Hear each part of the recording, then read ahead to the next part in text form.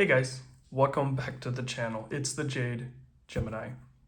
This afternoon, I'm excited to go ahead and bring you a review of this guy right here. This is the Spyderco Endela pocket knife. So today, what I'm gonna do is I'm gonna go over what I like, what I love, what I dislike, and if it applies, what is rubbish about the Endela. Before I do that though, let me go ahead and first get a size comparison out of the way. I know especially when this knife came out, I had no idea what size it was going to be since it's perfectly in between its brother, the Endura, and its little brother, the Delica, and basically, it was somewhere in the middle. So what does that equate? So first, we're going to go ahead and compare it to a knife that probably a lot of people are going to go ahead and know, and this is the Benchmade Bugout. And so, as you can see, this is actually a really good size comparison. Blade length-wise, we're just about toe-to-toe perfect for the Bugout, but you get a little bit more handle on the Endela. Another knife that I'm going to compare to is one of its family members. This is the Spyderco Native, which is definitely a smaller knife. The Native 5, lightweight. So I'd probably say that this is more the size of a Delica, but a little easier in hand since you have a choil, which is one of the qualms I have with the Delica itself. And then the two things that I'll go ahead and show lastly, is the thickness overall compared to that Bugout. Now I know these are not stock scales, but they in hand have about the same width. They're just not contoured. But to butt, you can see we're about dead even. But again, these feel a little thinner with the Delica usually because they usually are contoured.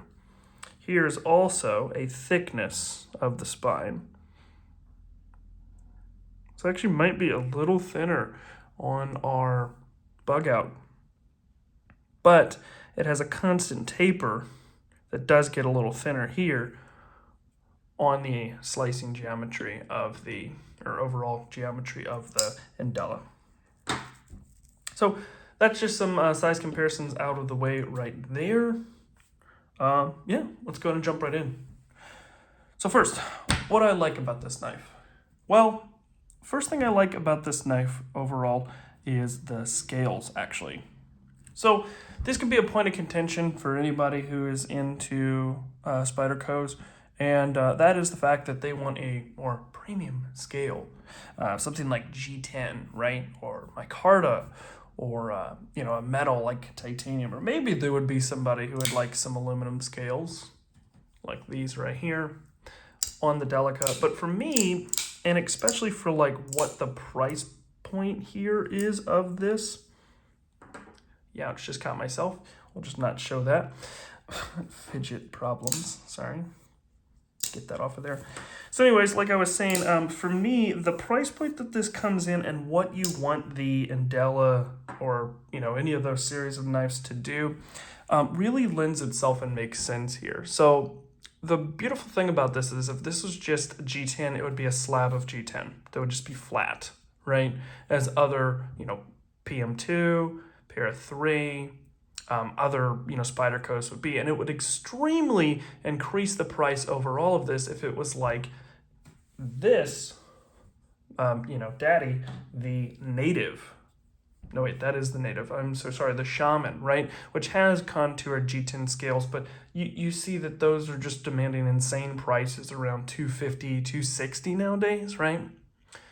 So what's great about these scales is you get all this texture, all this jimping, and the best thing is this sort of semi-contoured. Like it's a little flat here, but you get this deep contouring in here, this contouring all the way around.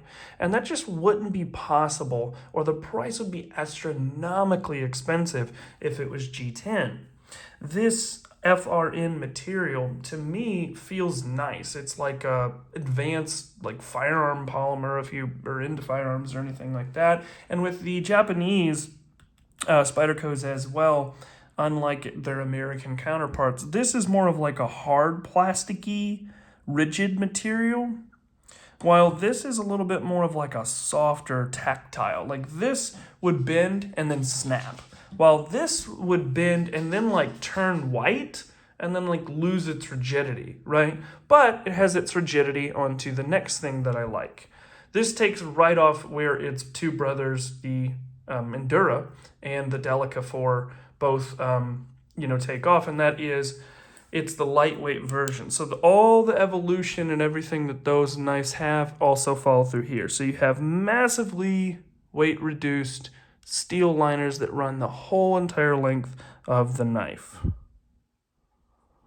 So that means that everything from the clip it to then the Delica 1, Delica 2, right? The one with the weird screw and the pod clip, all that stuff, blah, blah, blah. Now we're here, right? And so you have all the great things, which include what I like as well is that this is a fully ambi knife for those rare southpaws out there. So you've got 4-way pocket clip. So if you hate your life and you are tipped down, just joking, right? But if you do like tip down, you want to sort of reverse draw for something tactical, right? Or you just want a regular pocket clip. Also, it is that classic pocket clip. So you have titanium ones, you have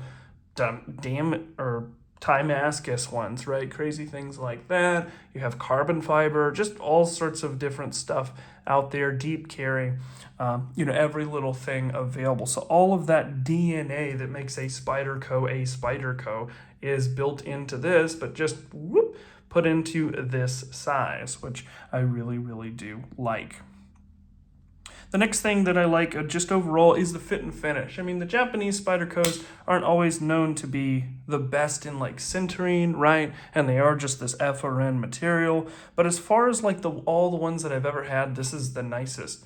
It has a smooth, non-gritty action, which has a nice medium pull. Nice enough to be able to fidget with and flick out. Not super duper firm, but I am in no way worried that this is going to disengage, which is the next thing. I like this lockback. Spyderco has been doing lockbacks for a long time, right? Because they were the first company, I believe, to ever have a clip on a knife, and that was with the clip it and the original predecessor, to this design, or, well, in this family, rather. So we have something that is smooth, reliable, bulletproof, and that just sort of takes me into something that we'll talk about a little later on in this discussion.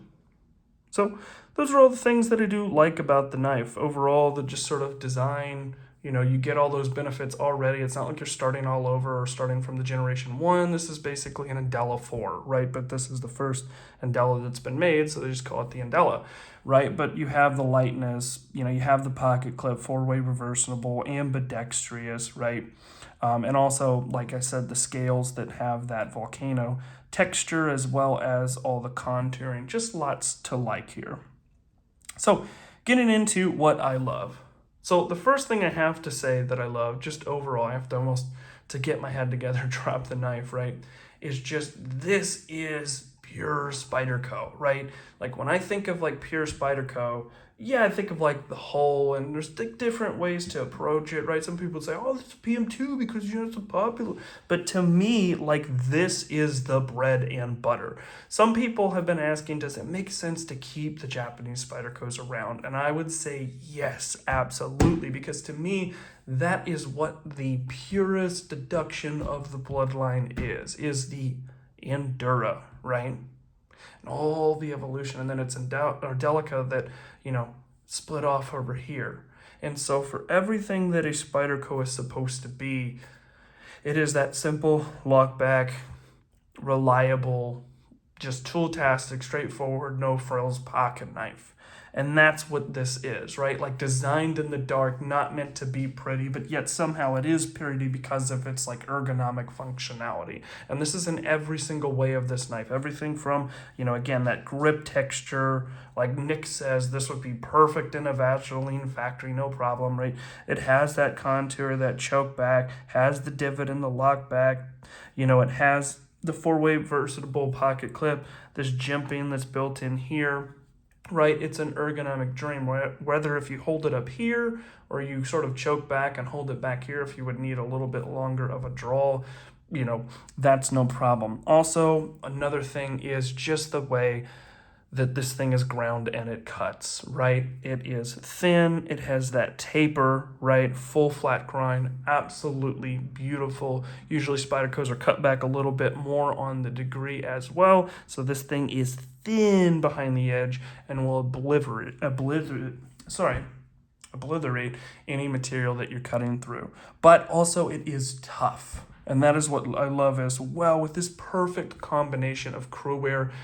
That is what I was really holding off with this knife, is I was like, yeah, I really love that because I love the design of the Endura, but it's just a little too big for my medium, small hands, right? And so I wish they just had something a little smaller, but the Delica was too small.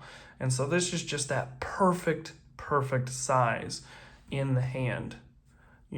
But it feels still like a full-size knife, kind of like the Bugout feels like this mid-full-size knife. It's not a monster of a thing like a, you know, full-size Hinder or, you know, again, there's just, you know, the sort of 3.5 inch, 3.75 inch knives. It's just more controllable. And it's still a work knife through and through. So you have that bullnose tip that's going to be stronger, kind of like the Insingo blade, which Chris Reeves says is, or Tim Reeves says is the strongest grind, where you still have that bull nose, so it's pokey, right? But it's going to have a little bit more strength than a thin little dainty thing that comes on the PM2, right? You have this sort of leaf style esh blade that has a full constant sweep, right? Sort of similar to its brother over here, but it also has this sort of sheep's footy, you know, vibe going on as well, and a little bit like a Warncliffe, because again, from here to here, there's very little difference progression-wise, but it's still a belly that will help slice through materials. So whether you're food prepping, you're cutting into a box, so you need that tip, you just boop, barely can't, boop, and now you're hitting that tip instead of something like a Delica, which still isn't bad, but you know, where you have to really raise up and change your position and drag, you're just barely, you know, moving and you already get that tip. Also, the way that a Spyderco carries is when you're level carrying in the hand, all the action is hanging down lower, ready to go ahead and be touching that belly part, so you barely can't, you're not changing the ergonomics or draw or anything, kind of like Neves Nice says, when you're having to do this, you're like losing cutting power. It's all so perfect. So even though it's ugly, it is pure Spyderco in all the different ways, and everything from slicing performance to exotic, you know, steels, good heat treat, you know, a good working knife. And that's what's so awesome that I love about this, is you get the thinness, you get the ergonomics, the grip. Like, this is a Spyderco to the purest, boiled down, richest way, in every single little way that you have. And that's what I just love about it. It's a working tool, and there is some value oriented, at least in this model. I mean, this is 105 over at DLT for CRUWEAR. You know, solid lockback, thin, easy to carry, lightweight, easy to maintain. And this one just so happens to be pretty darn centered, a little off, but definitely not touching the edge. I have no qualms about this centering whatsoever. And again, it's even a little bit more fidgetable. Sorry, I can't really get it like that, but like, you know, it's not so big like a Delica where it's harder to, or Endura where it's harder to fidget. And also, it's not so small like a Delica, where I had a Delica and it was literally so small that I would grab it and push it, and then it would like slip and my finger would like go whoosh, and I could feel the side of the blade like almost clipping me, right? So it was a little dangerous because it was too small. This is a perfect size to be able to fully actuate. I don't have to move I just love it. It's the perfect size. It's exactly what I was hoping for. And finally being in CRUWEAR instead of VG10, right? Which VG10 is okay, right? But is it gonna keep an edge? Is it gonna be tough? You know, not so much. So I just feel like this is a perfect blend. I am so stoked and I love carrying this knife.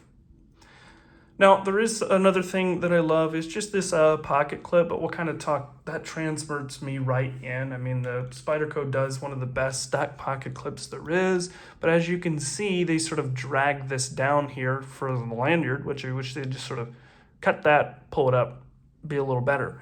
But the thing I dislike, the first thing is, of course, this pocket clip being not the deepest carry. Like, you know, it's probably, you know, what is this? 1/6 out, 5/6 in, you know, 1/7 out, you know, 6/7 of the knife in your pocket. So not a big deal, but I'd much rather it carry like this much sticking up, but have it where it is ergonomic in the hand, which is why I love this pocket clip.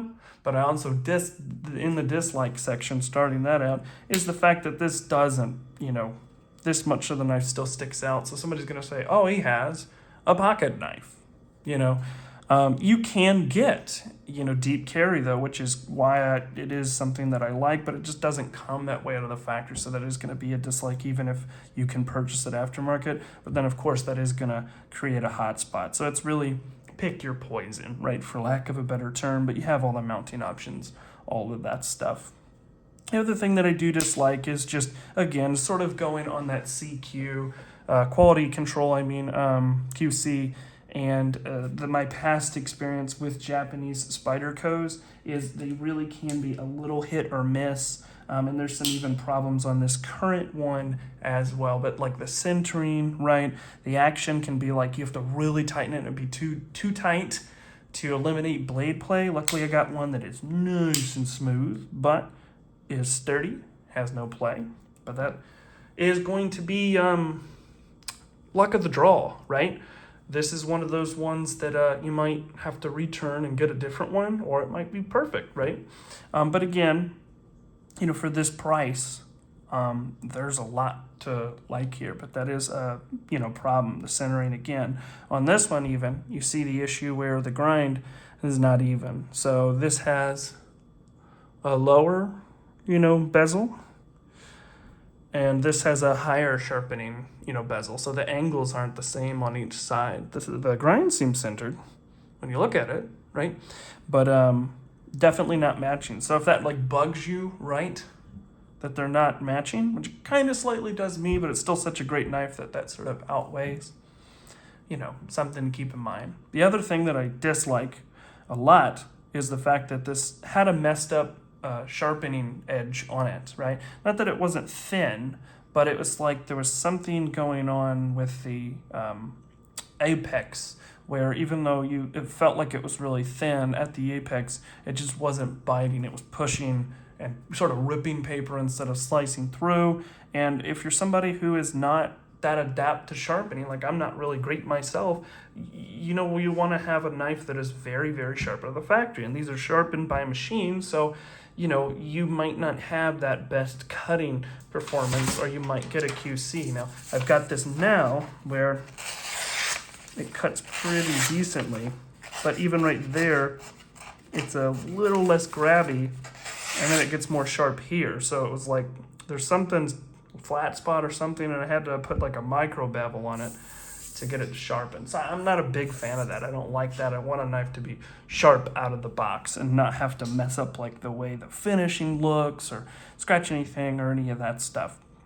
So that is something that I do dislike. The final thing is that even though it has no side-to-side blade play, it does have up and down blade play, which you kind of have to expect with these Japanese Spydercos. But again, is it impossible to make a lockback without that?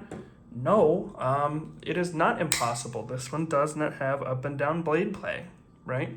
And it's a Spyderco, it's a sibling. And there's, you know, other knives that also are lockbacks that don't have up and down blade play as well. So it is going to be something that I'm going to complain about, because I know it is possible to make a knife that doesn't have those problems.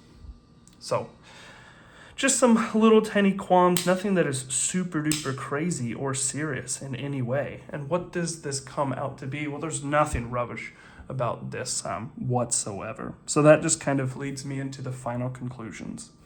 This is a lightweight working Spyderco through and through, textured, ergonomic, contoured, thin, nice slicing, like I said, tough work knife.